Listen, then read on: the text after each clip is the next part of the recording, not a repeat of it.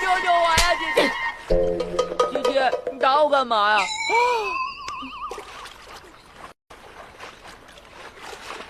还让不让人好好洗个澡了？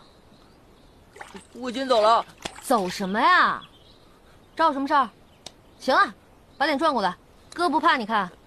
九哥让我给你的，说是齐胜的药不管用，这药用了马上能出淤青。你怎么知道齐胜给我上药的？睁开眼睛跟我说话。我要说什么我都给忘了。我问你，你们是怎么知道齐胜给我上药的？昨天晚上齐胜到你宫中，不久之后，传来你的一声尖叫，我在房顶上都听到了。你也没必要藏着掖着，家暴可以忍一时，但不可以忍一世啊！谁说我被家暴了？谁说我被家暴了啊？